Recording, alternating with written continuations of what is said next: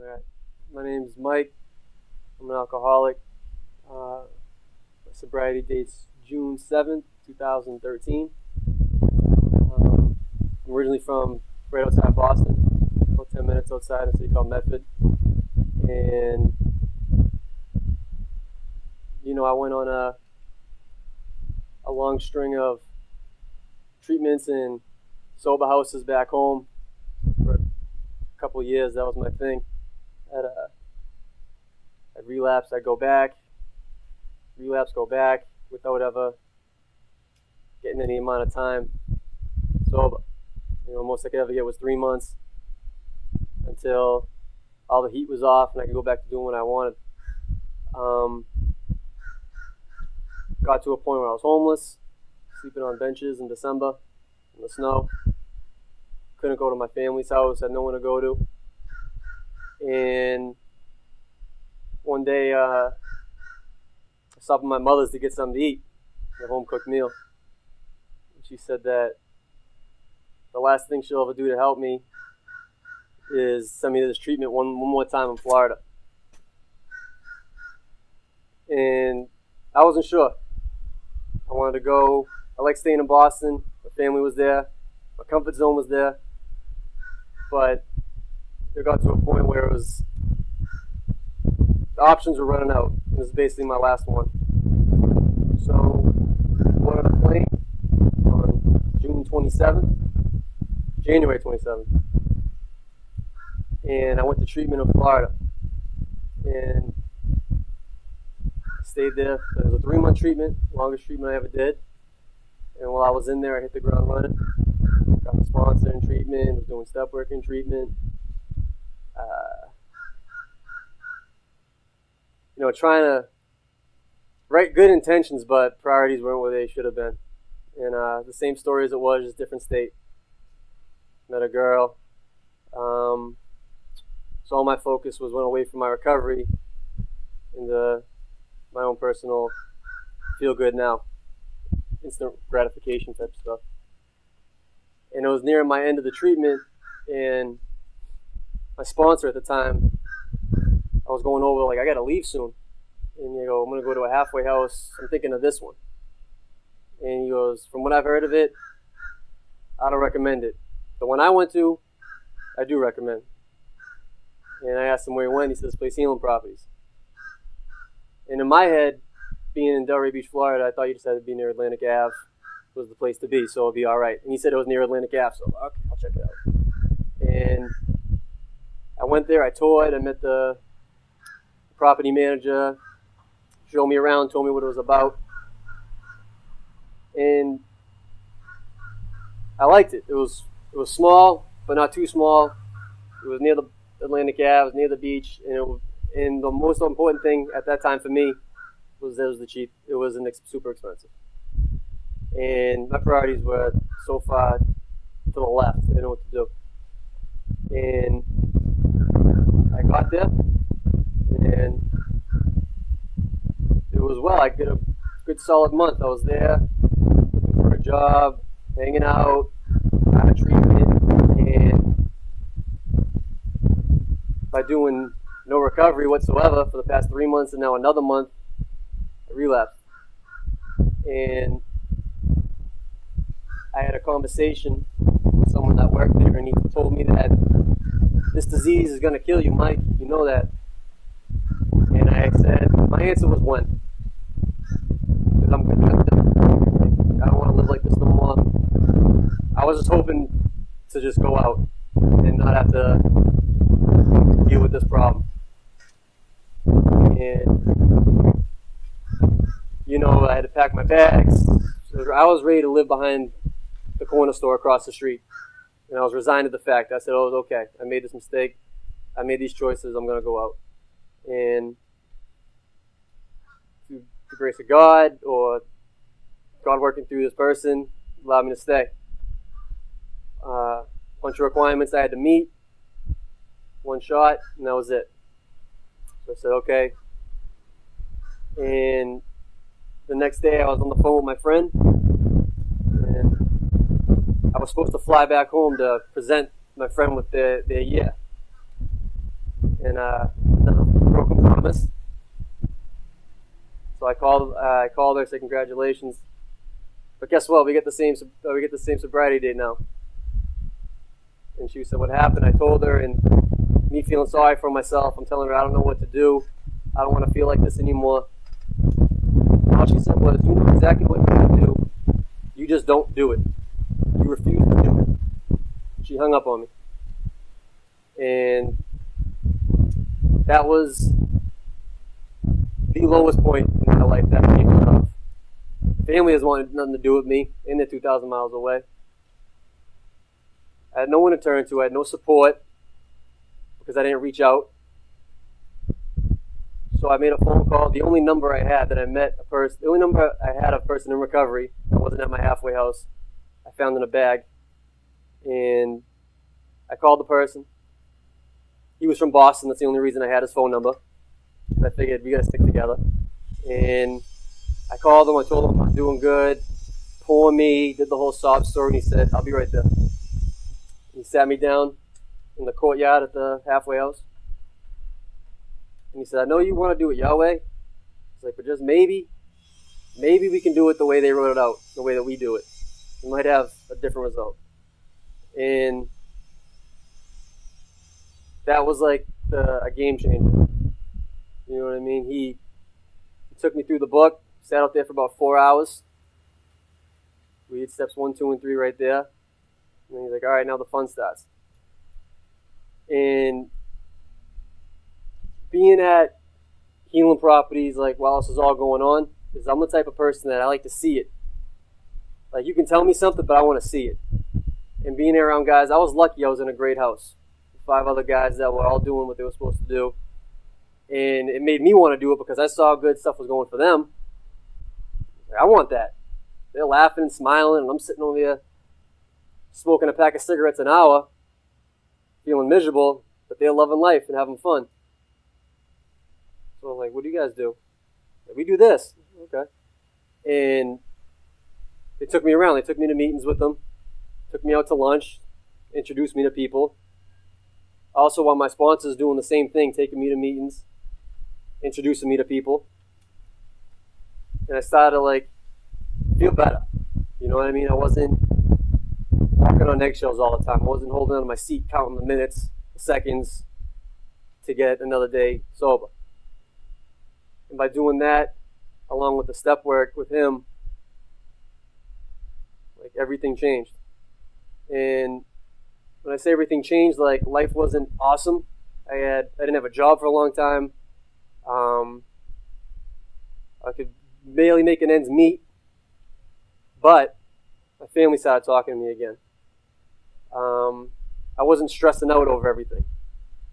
You know? I got the job. I got the terrible job that you first get in recovery. Selling plants door to door. And by patience and not just sitting and complaining and asking other people in the program, like, advice, what would you do? Where did you go? My sponsor. Apply for another job.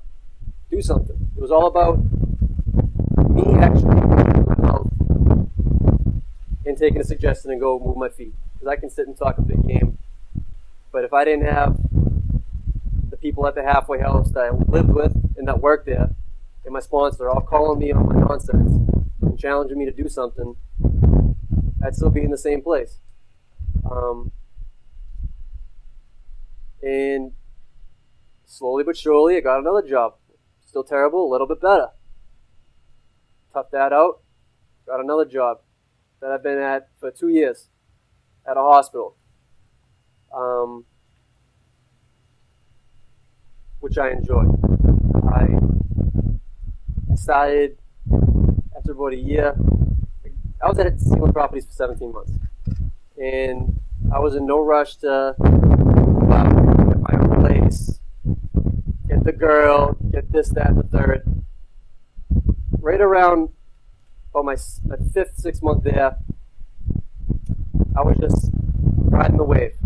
I stopped trying to do everything that I wanted to do. I stopped trying to get what I wanted immediately, and I just let things happen the way they were supposed to happen.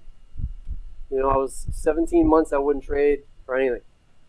I went through some of the best times My brother had a baby. He asked me to be the godfather while I was still at Healing Properties, and we didn't have a very good relationship with him. I was in the great relationship that ended terribly, in a lot of pain.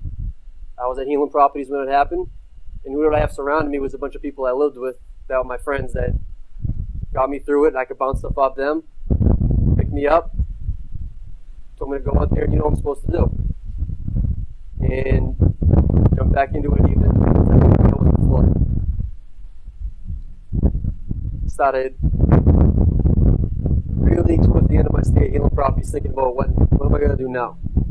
Not being satisfied with where I'm at. I wanted to do better. I wanted to make my life better. Keep doing it because I like it and I know it can get better. So I decided to apply for school. Another fear. Going back to school. I went up there, I got everything I needed. I applied. I started college again while at Healing Properties. Did my first semester while at Healing Properties. And I had help from the people there. Like, I had no idea study and tests and how to work a computer. The people there helped me get through that and learn to figure out what I'm supposed to do and how to plan my life around all these different things. And I remember I went up to the property manager and I'm all excited about, he was the guy who used to bounce stuff off all the time. So, John, I'm going to go to school and get my AA and then do this, this, and this, and eventually end up here. And he just looked at me and he's like, that's what we call a 5-year plan. And I was like, wow. Because when I came down here, I couldn't see myself past 30. That was not an option, past 30. I figured I would have been gone way before that. And by getting sober, doing step work, being surrounded by all solid people, that I'm actually looking into the future. You know, I still, at least once a day, I think of that conversation I had with the property manager at Healing Properties when he said, this disease is going to kill you, and I said, when? My thinking back now, it's like crazy thinking of me. It's insane thinking like that. That's how it was for me. And, after I said that, I left and he came back in and we had a long talk about how I can do this. He's like, you don't see it, but you can do this. You just got to get your feet moving. You'll be all right. And at the time, I didn't believe him. I was just yesing him to death because I was hoping, because I didn't know what else to say. And he's right. Because when I left there, I walked in, I was going to say, all right, I'm giving my 2 weeks. And I sat down, and I almost started crying, saying thank you. He gave me a shot, and I don't know where I'd be without it. I told him I would do anything for that place. And I don't want to sound corny, but anything he needed, I would do. I don't care what it was. And it's like that place is like near and dear, I met people that I lived with that were awesome, that I have no issue calling whatsoever if I needed help with anything, I'd bounce something off them. And I also lived with people that I was really close to that aren't here anymore. They decided to go out one time and they passed away.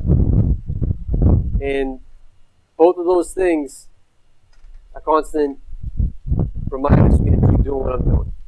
Meetings, step work, sponsees, reaching out. Because I don't want to be like them, I want to be like them. And they're both examples of the program. One's an example of not doing it, one's an example of doing it. And that's where I'm at, almost years sober. I get to go home and celebrate that with my family. In their house. I'm allowed in their house. Got my own place with people that I met in the program. My sponsor family. I live with them. So I get it 24/7.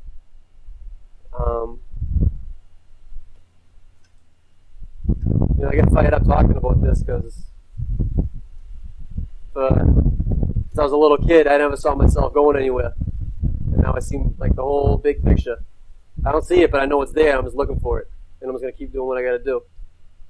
And the last thing, when I got my ESO, I had a couple of properties, and my mother was really nervous because it's such a crucial time. She reads a lot of books, so it was a crucial time, the 1 year sober. And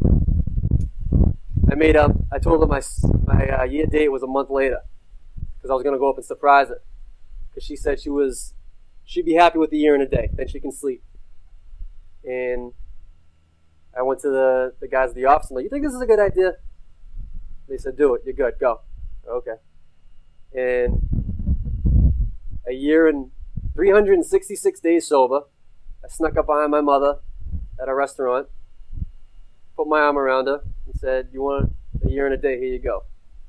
And like, I have an apartment, a car, cell phone, clothes, but I'm good. Get rid of it. I don't care. That was the greatest experience I've had in my life. To be able to see this lady finally sleep and be okay, and I'm actually her son again, where my family bounces stuff off me. What? You know what I mean? I'm a part of it. Instead of just living with them, I'm a part of it. I gained a better relationship with my family living 2,000 miles away than I did when I lived in the Stanford house. And it's amazing. You know what I mean? I wake up every morning and I don't say, oh my God, again. I wake up and I'm like, okay, see what we got. What's going on today? Like, stuff I never ever experienced was through doing the program, and I happened to be at an awesome place to do it. I went through, like I said, ups, downs, highs and lows, all in this place, and I got through it. Because I was surrounded by people that were doing it, that got me through it. Staff, residents, I wouldn't change it for the world. And that's I'm very opinionated. I'm from Boston, so I'm opinionated. And that's the only place I'll co-sign. Because they don't baby you. You come in there, tell you the rules, they'll help you as much as you want them to, but in the end, it's up to you to do it. And they call you on your stuff when you need to, and people for me, I needed it. And I wouldn't, as mad as I was at them sometimes, I don't regret it, and I'm happy they did it, because in the end, they were at a point. They were just trying to make me better, show me how to be an adult, functioning person, not so selfish, and a lot of the stuff that I do there, I still get up, first thing I do is make my bed, clean every Saturday, every Sunday. It's funny thinking about it now because I did it for so long, like it was a chore, but now it's just engraved in my habits. But I've been to programs, plenty of them, and it was all, you got the rent, okay. This place is like, all right, so here's my rent. Oh, okay, so we got your stuff work. You want a meetings? You sponsoring guys yet? It really holds you accountable for what you got to do, and that's what I needed, because for so long I wasn't held accountable, and consequences didn't matter.